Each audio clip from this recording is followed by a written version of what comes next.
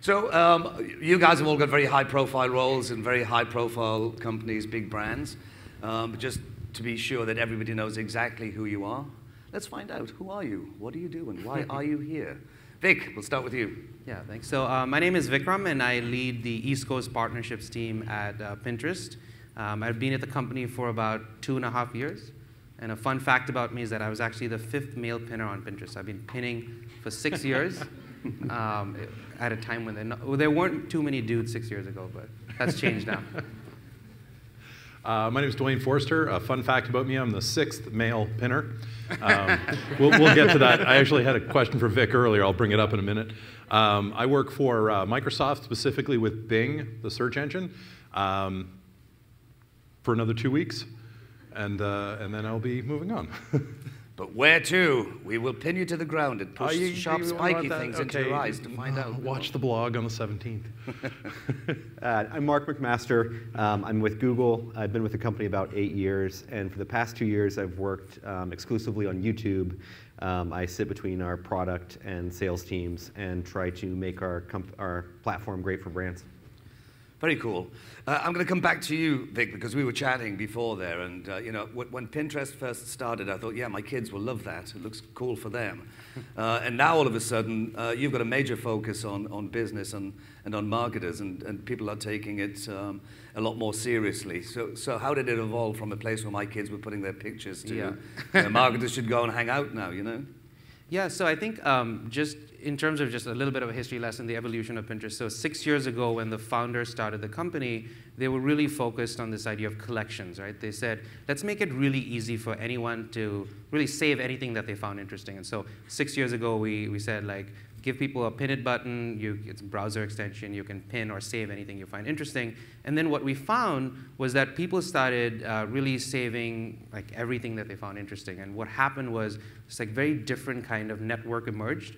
Really not a network between people, but really this organization of the way in which people interacted with things. And something else really interesting happened, which we found that people started using the tool as a planning tool for their future. So people use Pinterest for inspiration around home, inspiration on where do I go on my next vacation, what recipe do I make.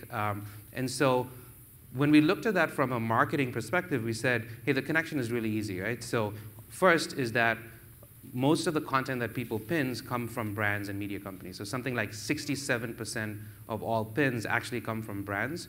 And so as we were thinking about, you know, what is the business opportunity here, or what value can we drive to marketers, we started with a platform where the organic content came from marketers and businesses. And second is marketers want to find people when they're inspired to do things for the future. So that's how we thought about the philosophy behind our efforts to drive value to marketers, which is, you know, you're already here and people are using it for really fundamental life events and things that they want to do in the future. Very cool. And you've got some great new kind of tools and you know, a lot of stuff happening on the platform now that's evolving it into a much more serious place for marketers to hang out. Duane, you've been over at Bing for a while. You were there, and then you left, and then you came back, and you're leaving again, as we know.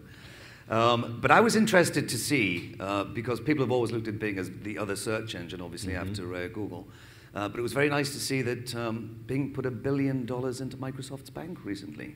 Yeah. What are you guys doing right at the moment? We're resonating with people. They like that experience. People are coming in. They like the idea of visual integration with data.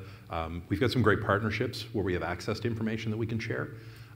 You know, we want to do more of it. We'd like to do more of that internationally, but there's rules and regulations, so sometimes you see market share adjustments happening. But people are liking it, and it's resonating. It's resonating particularly with advertisers.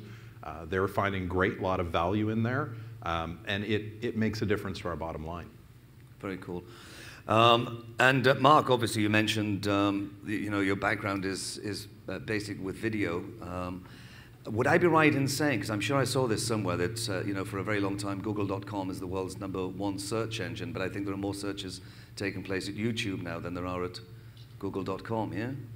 Actually, still number 2. YouTube's behind Google.com, but it's really increased a lot. That seems to be a fundamental behavior in terms of how people find video. is that they go to YouTube and they search for specifically the video they want. So I think it was 3 or 4 years ago where we became the world's #2 search engine with people just looking for video. And this kind of micro moments stuff that I was talking about before seems to be very big. I mean, you guys must do a lot of research. So video is obviously becoming very big. What is it that's powering that, do you think? What is it that's making it such a big deal? I think the main thing is mobile. Across most countries, there's more video time spent on mobile than desktop right now. And I think that's really affecting the type of content people are viewing and making it much more about what's happening in the moment of their lives. What's their need? Do they need to tie a tie, or do they need to find the best hotel in the area, and they're looking for videos of hotels, things like that, versus just the entertainment and humor content that I think was how, when YouTube was first building their user base, what really fueled it. But now when it's in your hand, it totally changes what video means to you and how you seek out video. I think Duane thinks it's still all about cats, though. I did hear him say that. I swear, yeah. We have a lot of stuff that's on cat videos now, I swear. So video is definitely the most popular thing, and certainly in mobile. From a Bing point of view, where does video sit in your scope? Video is hugely important, right? I mean, it's that, I'm sure that if we polled the audience, everyone's going to put up their hand, like, this is how you consume things. And, in Mark's last presentation, there was some talk about how to create good content. And the fact of the matter is people want content this way. Like, I don't want to go and read how to tie a tie. I'm sure you can step-by-step this for me. But if in 45 seconds you can show me a video of that because I'm in the middle of trying to tie the damn thing, that's a heck of a lot more valuable to me. I was having a chat earlier with you and Bill Hunt around lunchtime, and we were talking about this move from relevancy to usefulness. Yep. And that's really where we're at today, It's about relevancy, that's great, you're in the party, you're doing the right thing there, but if you're useful, you are the best dancer in the nightclub if you're useful, and everybody wants to be with you. Otherwise, you're just kind of standing there off by the side, maybe you got some nice duds on, but you got no moves, you got no game. And that's kind of where relevancy is today. So yeah, I mean, I've always said that having been in the industry for a long time and spending as much time as I have looking at what goes on behind the scenes with, from an information retrieval point of view, and certainly with my SEO kind of roots, everything that I was doing was built around doing something for a machine to get it to rank higher. So relevancy, the notion of relevancy is still there, it's still at the top. But I think it's taken people a very long time to understand it's all right doing it for the machine. If it's relevant and it ranks at #1, but as a human being, if I go there and it's relevant, but it still sucks, then it's got to be. So what's the message about content? I mean, it seems that people don't understand that if you've got a website or you're going to do something at YouTube, it has to be appealing to somebody. Yeah, I think it's like when we approach it from a search perspective, you think about the data problem, like you're saying. It's hard to think about video in the same way because ultimately I think it's about understanding humans' needs and having human connection, right? So writing an ad, you can try a bunch of different variations and you can change the order of words in the in the ad text, but you can't really do that in the same way for video. I think you have to bring human insights and really understand your consumer, your audience, and think about things from their perspective, which can be a little bit different even for us data-driven marketers that are used to looking at inputs from the customer. Where does video sit with you guys, Vic? Yeah, I think so. On Pinterest, if you go back to this idea, people come for inspiration.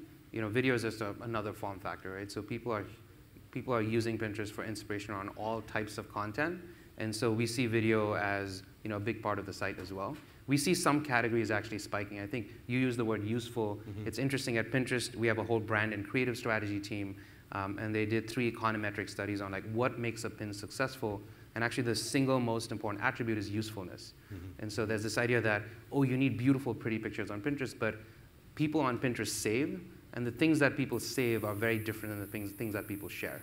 Right? So people save things that add value to their lives, and so usefulness is actually, and the way that intersects video is we see useful video content doing really well on the platform. So how-to videos in the beauty industry. If recipes, food is our biggest category as a site. We have something like 6 billion food pins. Wow. And so we see food already. and recipes intersect in video. Now, that how-to category has just really taken off on YouTube. Yeah. About 100 million watch hours on how-to videos just in the US so far this year. Yeah, so I wanted to check in on that diverse, because when I talk about in the session that we were doing earlier on, and as you know, I've worked with Avinash Kaushik over at Google, and he's been the biggest proponent of this whole see, think, do, which is based around the taxonomy of search, which is all about intent. And that C part, where marketers just don't seem to spend any kind of time, that seems to be where most of the action's taking place, yeah?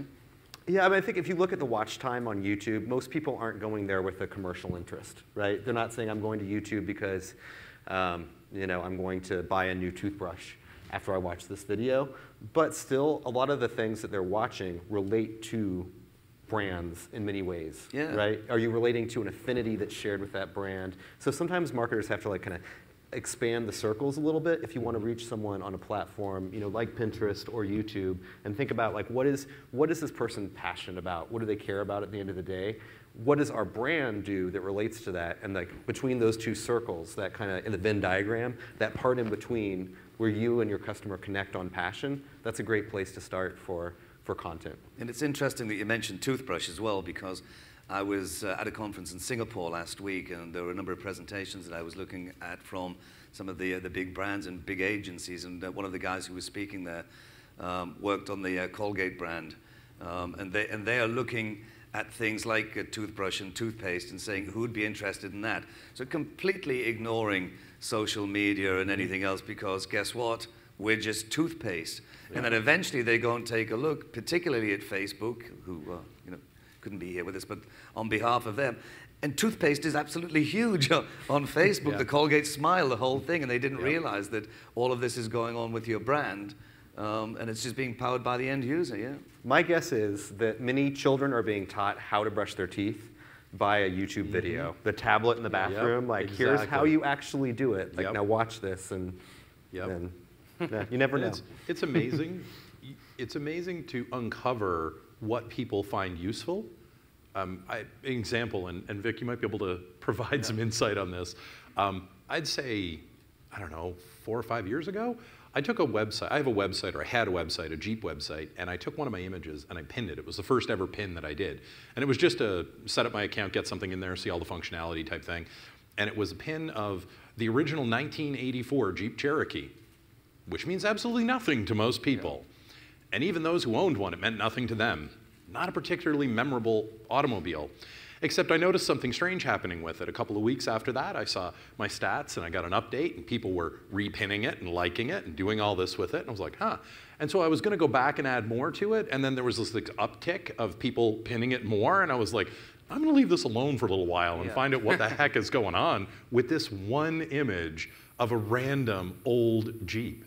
And I've never been able to figure it out. But it's fascinating to me because it has proven to me there is clearly a market where people are out there looking for this particular object. And apparently I have some value there. I think it's funny. My version of that is I have this really ugly map of St. Lucia that has been indexed by Pinterest search. And so like every couple planning a honeymoon to St. Lucia, like my pin surfaces and get repinned. So every day I wake up and it's like eight new repins on my ugly St. Lucia map. Take a better picture. Exactly. But I think there's a couple of things there that I wanted to comment on. One is use the word object, right? I think I'm at a search event. I think one of the biggest differences between Pinterest and other platforms is this idea that we are, if you think of page rank and search engine and the page being the unit, the kind of fundamental unit of Pinterest is an object, right? And so we want to make sure that Pinterest has the kind of canonical representation of every object, and people are interacting on their phones with objects. Right. And so as you think about Pinterest search, it's very much about finding things versus, we almost like decoupling objects from pages, which is why Pinterest search has become a big part of the site. Yeah. So it's a very interesting thing now, and I'm fascinated by it because I never thought about Pinterest as being a place to go and search. I mean, a place to find things, but not actually search and research. But if you think about what's going on, because you guys are doing a lot in machine learning, as is Google, obviously. And yet at the same time, if you talk about Pinterest, even though there is that machine learning and algorithms going on, it's actually human-powered. Yeah. So I think that's a great point, actually. So we almost think of this like a bold statement we make, which is where like the human index, because every piece of content that gets into the Pinterest ecosystem has been hand curated by a human being. And if you think of the word pin, like as I said, pin means save. So someone has taken the work and the time and the attention to save something, to organize it in the context of boards, to give that board a title, and actually explicitly tell both the site as well as brands and marketers and exactly what intent they have associated with that object. And so we think that search is sort of at the end of that journey where you know exactly what you want, but when you're in a mode where you want to see creative possibilities and discover a range of different options around something that's pretty subjective, like how should my home look, what should I wear, what is my sense of style, where should I go on my next vacation, we think that human beings are still better at answering those questions. And so the site is fundamentally connecting this kind of exploration and discovery with human-powered search. So all of the pins on Pinterest have been selected by human beings, and that signal is the power of the platform. And yeah, again, I think that's really fascinating to observe, because you find these communities where it's not even about like one category of objects, but like kind of sort of a taste space, or like I'm just sort of into this, and you'll see them really blossom, in places like Pinterest, or like YouTube content creators get these followings where it's just people who like really feel connected, really care about something, in their interests, and it has nothing to do with real life interactions. It's all just like sort of I go here for inspiration, and then I let it influence my own life. Exactly. Which is the social network, the whole, And the interesting thing is that everybody seems to be talking about it using different kind of terminology, but we are still going back to understanding the intent behind what it is that the end user is looking for, and being able to create the content to go with that intent. I was going to say, I think that it's actually tougher for Pinterest to take that step on connecting intent. Picture's worth 1,000 words. Is that a picture of Billy Crystal or Oscar? Well, I know what it is, but does the machine know what it is? For search engines, it's a whole lot easier. You give us the words. And so over time, we put that all together. These guys are looking at images coming in and trying to understand what the intent is behind the image. I think it takes a lot more subtlety to kind of suss that out on a reliable level. Yeah, and I think just to clarify there, so we have a giant search box on Pinterest. And so people search on Pinterest just like they search on Google and Bing. So search is about 50% of the way in which people use Pinterest. They may not say like highly specific search terms, but they may say Halloween costume ideas. So I think there is an explicit search signal. That said, we're actually making big investments in object recognition. Actually, next week we have a big announcement, but I can't talk about it. But really saying, looking at... So why did you say that, exactly. Next week... Stay tuned. But looking at like using visual, just using visual signals to power discovery and personalization. So I want to come back and find out how, with you guys, we've got 3 experts here who can, tell the audience how to make the most of these 3 different platforms and using organic and bringing more traffic in. But how do you work all of those together? How do you do it in a kind of more integrated fashion? I don't know if anybody, it's very hard to see anybody out there, but there's nobody here. Yeah, exactly. Nobody here, Mike, it's just us. It's just a bunch of people eating chips at the front, I can hear. It's you. Does anybody actually have a question? Anybody want to ask a question? I don't even know why I'm saying that, because I can't see out there anyway. Somebody could be saying yes. Start talking if you have a question. There's a bunch of guys with microphones out there, if anybody... Let's start simple. Raise your hand if you have a question. Yeah. Oh, there's one. I see a hand. Did you? There's somebody scratching their head. I was wondering about your keyword tools for the different platforms, search engines. Yeah, I can start on that one. So we have keyword tools for most of our platforms, including search. You can narrow down into desktop and mobile, as well as YouTube. We see really different search behavior on YouTube versus Google.com search, in terms of much less dense lengthy search strings, much more like looking for content categories. And that's always my first word of advice: is don't have the same search strategy for YouTube as google.com because the intent, the behaviors are so different. And I'm sure the same thing applies to, to Pinterest, to other platforms. Even looking at Google versus Bing search, what you'll find is there's people are choosing the different platforms because they have different interests, right? And you'll actually see very different search behaviors. So that's one of the first cuts to make is do something different. But we do have keyword tools, and it gives you an idea of where the interest is and kind of what the approximate costs of advertising on those keywords are. Yeah, we have keyword tools as well. So it's the same kind of split, right? We have within Bing advertising, you will have keyword tools. They're designed to help you understand, trends in keyword usage and click rates and whatnot against those specific keywords. But those are pulled from the paid side of the ecosystem. Inside Bing Webmaster Tools is an organic keyword research tool that pulls data from the organic side. So that's kind of useful. Personally, the way I like to use it is I go in and I look at the data, and then I say, all right, what's today's market share for each of the engines? And then I upsize the number because it gives me a good approximation of the reality.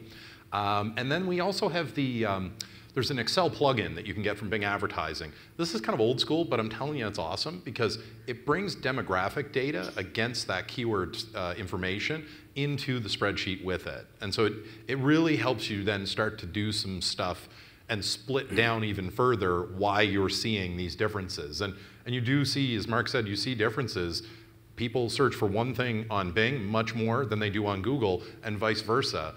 And you'll start to be able to then see what motivates them, and that's a key indicator for you when you position yourself. So we're building our keyword tools to be as sophisticated. Is that next week's announcement? Exactly, no. Damn, I tried. But I think the first keyword tool is actually, if any of you are on Pinterest, if you search for anything, we have something called guided search, right? So guided, if you think about the Pinterest search, it's more visual. It's really about giving people content to, almost like if you don't have a word to put into a search box, right? A lot of the search is like, hey, I kind of know what I want, but I don't know something specific. And so right on the top, you can actually see visual related topics, if you will, around a specific search string, right? So I didn't know the phrase mid-century modern when I was buying a couch, but I was like, oh, I want to buy mid-century modern couch. And so it's almost like we teach you this idea of relatedness, and it's an organic tool. A lot of brands actually use it to understand, like statistically, the visual search bar on the top is organized by the most related terms. And so it's a free tool, anyone can use it. Users use it as a guided tool. So I would say that's the first thing a lot of advertisers have started doing. And then on the paid side, we do have very traditional keyword targeting. Pinterest search is a little different in that there's term targeting based on specific search strings, but if you think of this idea of Pinterest as a discovery tool, we also use search as a signal for intent, and then we personalize the Pinterest experience based on what you're searching. So the best way I like to think about the Pinterest kind of search space is this idea of intent and identity, right? So people on some other platforms, we know who you are, but we don't know what you want. Search engines sometimes know what you want, but they don't know exactly who you are. On Pinterest, there's this interesting intersection of identity and intent. The average user has 24 boards, and so we know who you are, but we know explicitly what you're searching for as well. So I was going to say, Mike, Facebook's not up here, but great tools, right? And the data they have, fantastic. I mean, psychographic data, the ability to create lookalikes on things and say, hey, if something looks like this, then target that. Yeah. And like really, really cutting edge stuff in there. So it's worth putting that in the mix as well. It is all about understanding the customer, understanding that person, and then trying to determine the intent. I'm just kind of thinking, you made that point before about pulling in the keyword data from the organic side and pulling it in from the paid side, and it's an entirely different kind of thing. I mean, obviously you've got different strategies for your paid and for the organic side. Are you going to see the same kind of thing happening at Pinterest when you make the announcement about starting your advertising next week? Advertising's already started. But sorry, what's the question? The question is, like, what's the connection between organic and paid? Yeah, organic and paid at Pinterest. Yeah, so I think we exist as a service because of brands and media companies, right? So if you almost take away that 67% of all pins, like Pinterest wouldn't exist. And so we almost don't even think, we think like organic and paid is a bit of a false dichotomy. All of the content comes from, like most of the content comes from brands, and so making sure that you're organically discoverable and successful on Pinterest is absolutely critical. We have a lot of best practices, but if you go back to this idea of the things that people save and the things that people share are very different. I think a lot of marketers have been trained to think of Pinterest as a social network, but people save things that add value to them, and a lot of our SEO or our DEO, if you will, like discovery engine optimization, is centered around quality that content that people will save. The ad product just amplifies that and says, hey, I know here's a pin that's doing really well. I'm a fashion brand, and I want to promote this black dress during the holiday period. I can just take it and show it to more users. Yeah. Mike, just to go a little further than just the keyword tools, specifically for YouTube, I would recommend only starting there. And I think actually the even more interesting discovery will be once you discover some popular keywords, then actually search on those keywords on YouTube and see what type of content is appearing. Because then it usually like, oh, now I get why people are searching for that on YouTube. And you'll see probably unexpected content. Yeah. If I can be allowed a quick story, I'm a big fan of Homeland and Claire Danes. There's a profile in the New York Times last week where they're asking Claire how she researched her role. And the most useful search that she did, learning about people with bipolar disorder, was YouTube, because she found when she searched on that there are a lot of people who are suffering from that, and they post their own videos of like kind of how they're working through it and what it's like for them, and it really gives them an outlet. Yeah. And she all of a sudden was connected to this like really looking into that community and getting a true sense of what's there. And that's like preparing for an acting gig. But I think as marketers, we can almost do the same. Like it's almost like seeing directly into what your consumers care about and what they're choosing to either watch, based on the view count, or what they're choosing to produce themselves, which tends to be really authentic, probably more than we get in most surveys. There's a really interesting there's a really interesting message in that is, as marketers, we tend to look at the keyword data and we go, hey, what's the trend? What's the big one? What's the cost on it? What's the competition and whatnot? But there's so much more to it. Like Mark says, go and look at the results and see what people are interacting with. Go through the comments and see what's happening there. Because the last thing you want is to bring something to market into a space which is widely reviled, and you didn't look at that. You just thought, wow, that's got 1 million views on it. That's a really popular topic. Let's put our version out there, only to step into the same quagmire that somebody inadvertently stepped into. And it's such a simple thing to do. It's so easy to go look at this and say, hey, you know what, that is appropriate to me. I want to be a part of that conversation. Or I want to avoid that conversation. I think some of it is down to the fact that we get so used to the idea that there is so much of this machine learning going on, that there are algorithms, that there is automation and technology that we as marketers use. Maybe sometimes just lose sight of the fact that we're actually communicating with human beings at the other end. It's just too much thought about the technology and the machine than there is about the actual human being who is receiving this message at the end, which is why the content is so important to create some kind of an emotional aspect to it, Do you have any more questions from the audience before we move on? I see 2 hands. We do.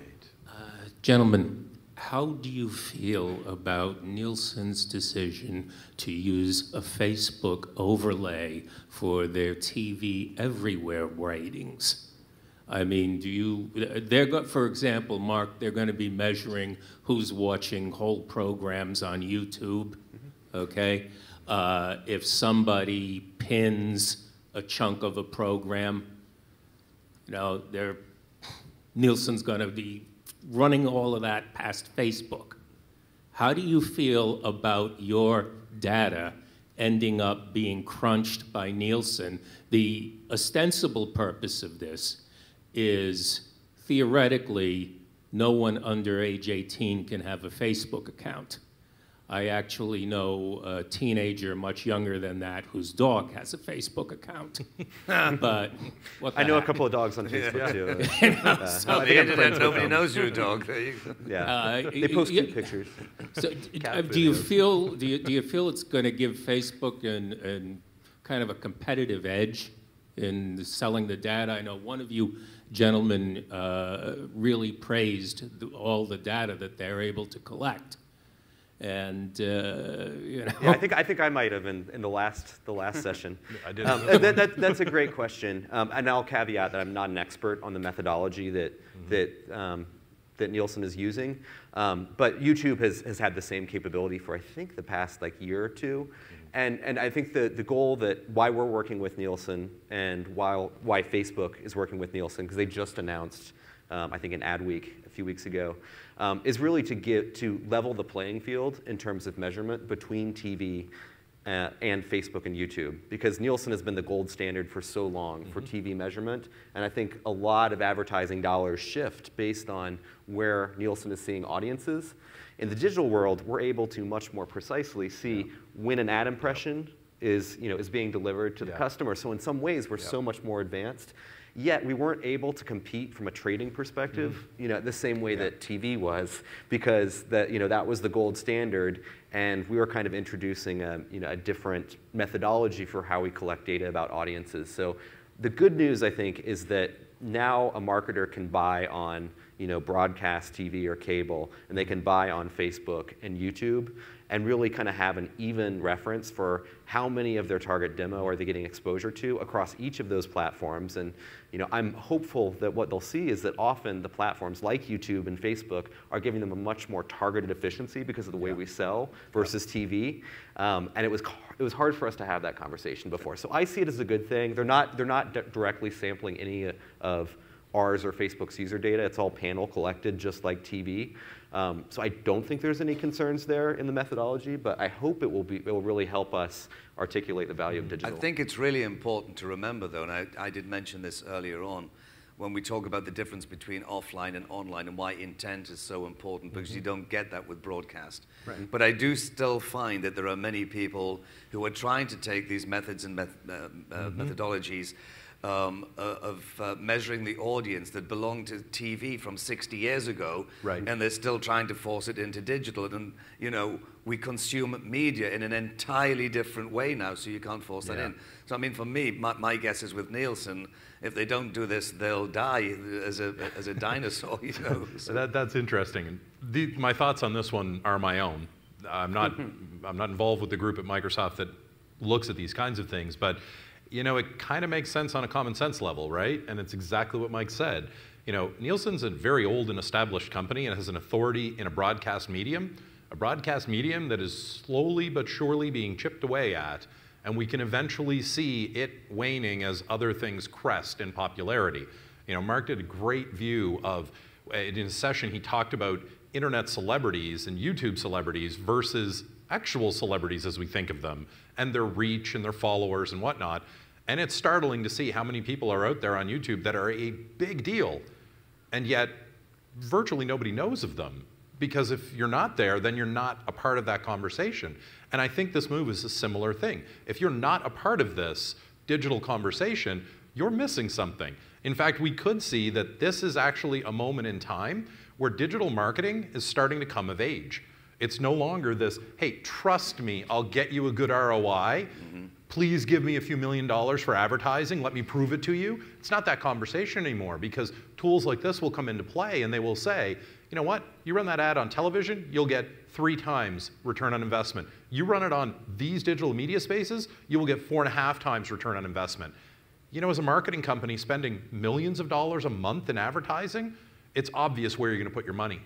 And you can either be a part of that shift or get left behind by it.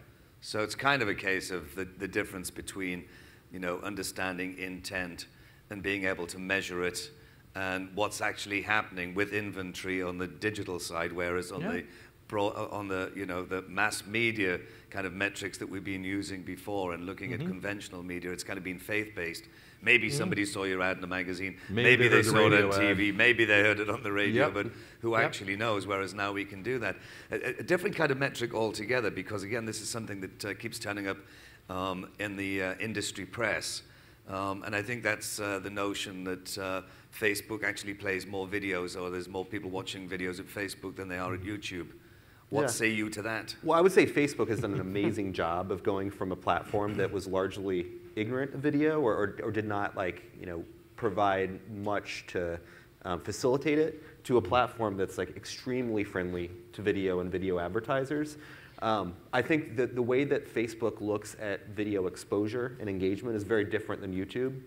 I think Facebook, it puts it front and center in the feed, and I think it is a nice native format. The way they measure it is very much on impressions. So even if you're just scrolling really quickly through your feed and that the video plays in the background with no sound, that's counted as an impression. So if you're buying on I'm an only impression laughing basis, because somebody said before, no fingers pointed. They're playing more videos, but nobody's watching them. Well, yeah, I mean, this is kind of a slightly long story. Bear with me, but.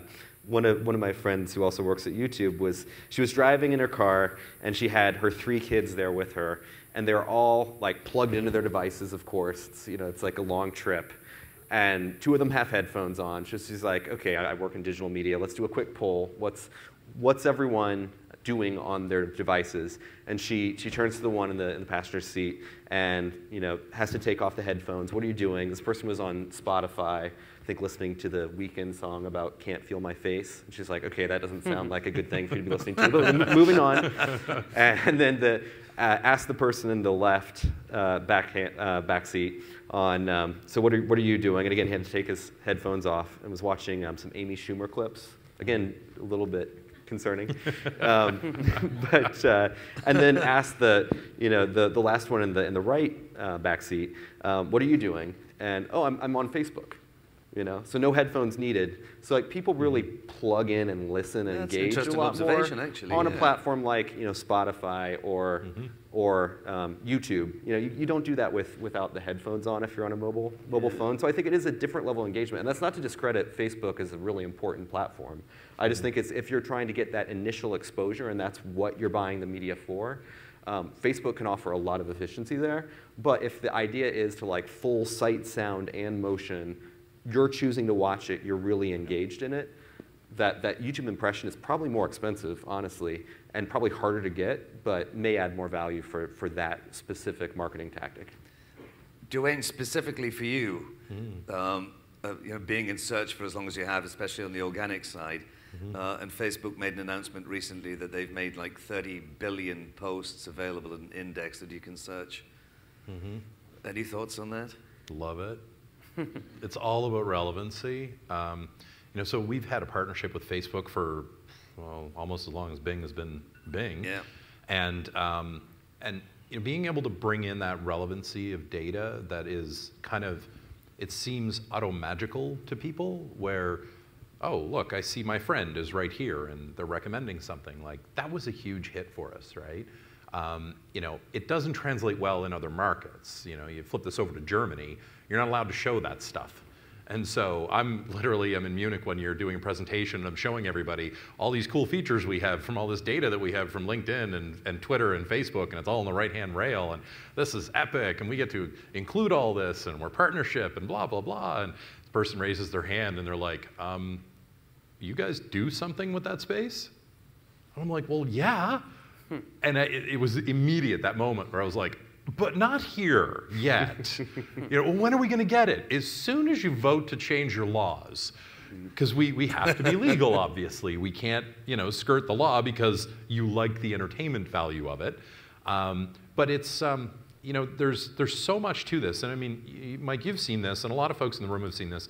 This idea of categories and channels within search that kind of like started where there was sports and weather and all this, and it's largely gone now. And you've got web, and you've got video and desktop, and then you've got mobile, which is this odd little mashup still defining itself. Yep. And that's really the focal point, right? What it comes down to is how people are actually interacting with the content, and if we think they're satisfied with it. That's, we have this measurement internally called DSAT. It's the letter D, SAT.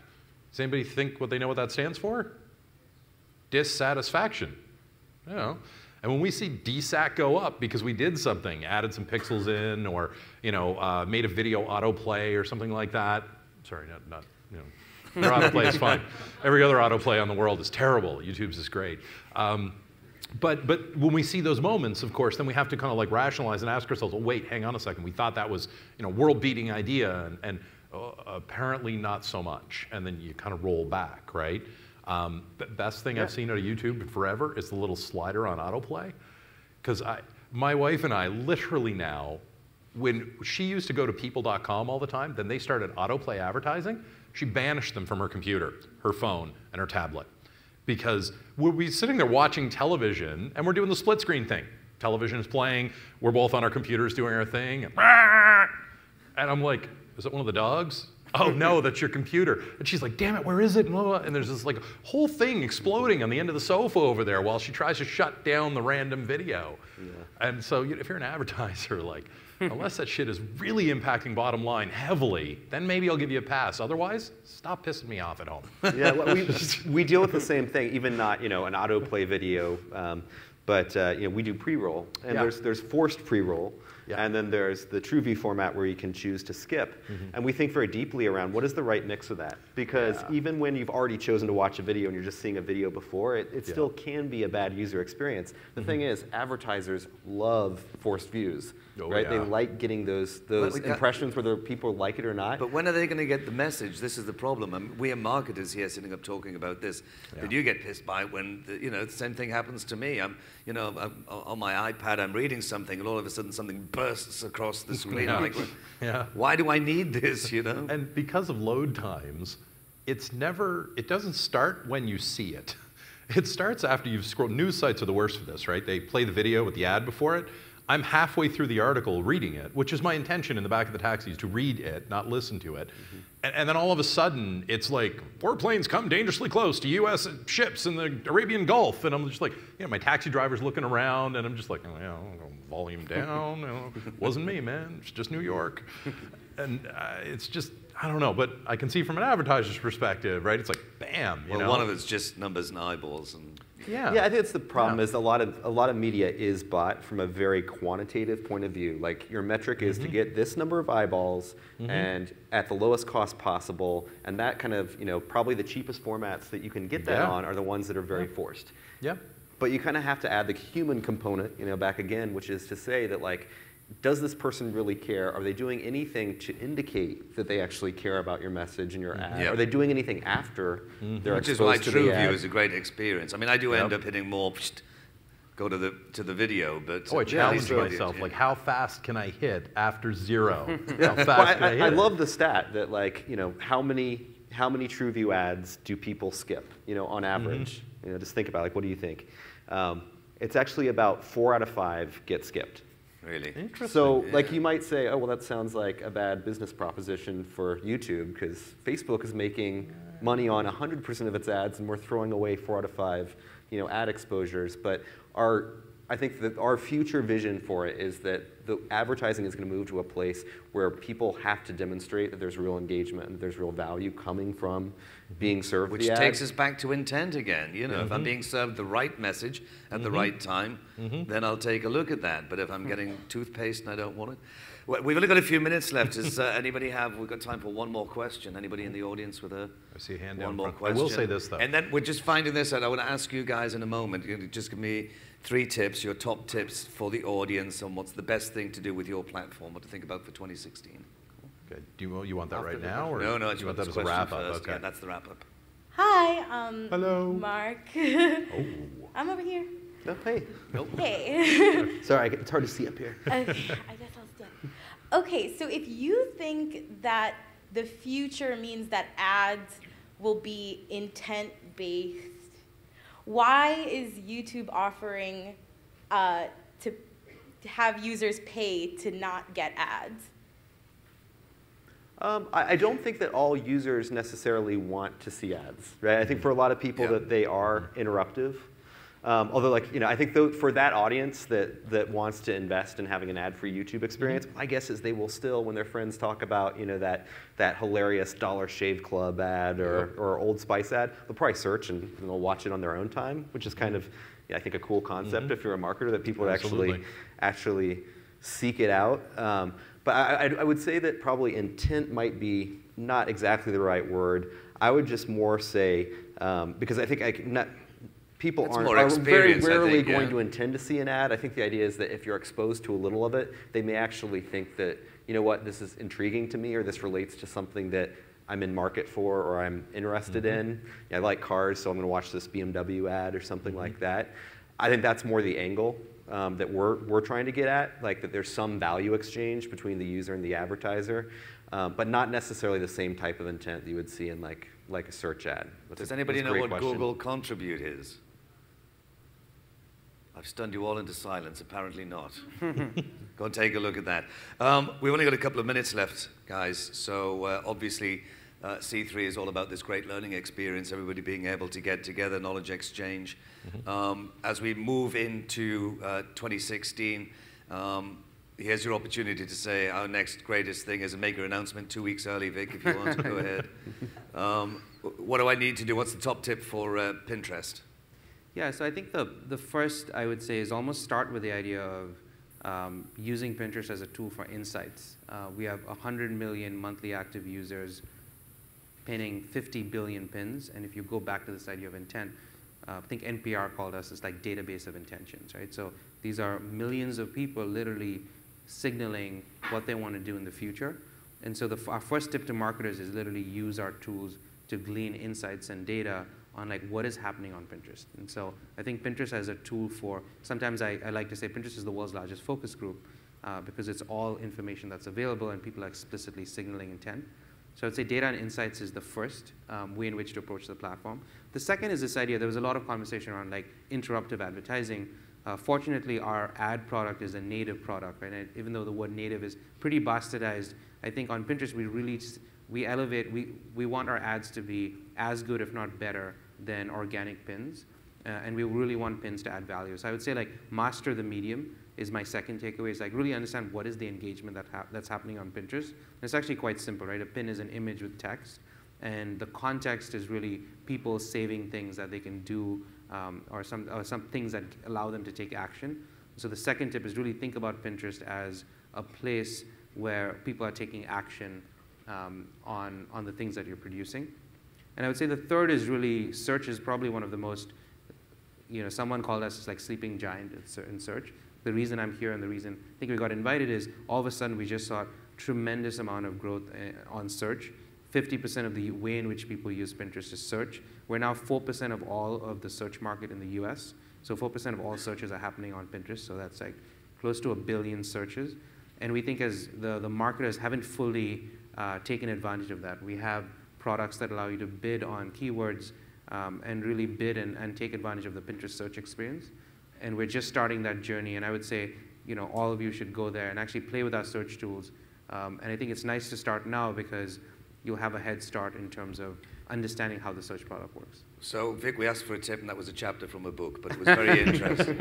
So after you've spent 3 months doing everything that Vic said, Duane, and you go to B, what do you do then? I got two things for you. He was allowed to tell stories, so that's totally. yeah, totally, exactly. right? We're all on our own journeys here. It's all good. Number one, I've got 3 words for you. User task completion. Always, always, always focus on the user, on the human being, and what it is they are trying to accomplish. If you go to work in the morning and think, keyword research, here's the campaign I'm building, go spend the money, you're failing in your job. Your job is to get people attached to you, which brings me to point number 2, which is you don't sell products anymore, folks. You sell experiences. Boom. Okay? This is critical, right? Mark and I talked about this earlier, and then I was really thrilled when I walked in. He was showing the GoPro video, okay? How many of you have a GoPro video camera? Right? How many of you bought it because you are an expert surfer and want those really cool inside the curl videos? Right? I bought it because of that. Dude, I do not swim. But I want that experience in my life. I want that smashingly cool moment in time that object lets me capture. They don't sell video cameras. That happens to be what you purchase to capture the experience they've sold you that you've convinced yourself you want. That's the critical next step in marketing, which then goes to content, it goes to context, and that's all about, hey, is this the right ad in front of the right person at the right time? I swear to you, that's the future. Mark? That's great.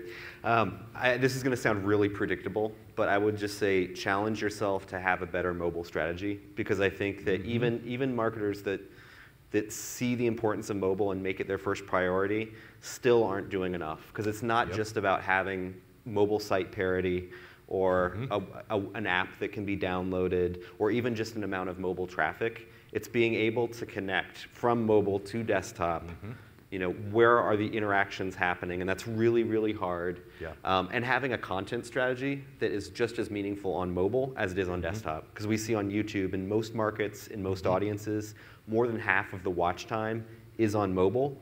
And what you look at on your screen when you're waiting for the train or whatever else versus what you look at when you're at home, casting it on your TV and your desktop is so different. So just put all your other devices away and go end to end. What is your user experience on mobile? Are you able to have the right experience, and are you able to measure it in a way that lets you attribute value? And I don't know anyone that's there yet, but I think that's crucial. Fabulous. So we could talk forever. We may take this one into the bar. We have gone over just a little bit. C3 has been excellent this year. What a great way to end the show. Please give a big round of applause to these guys. Thanks, guys.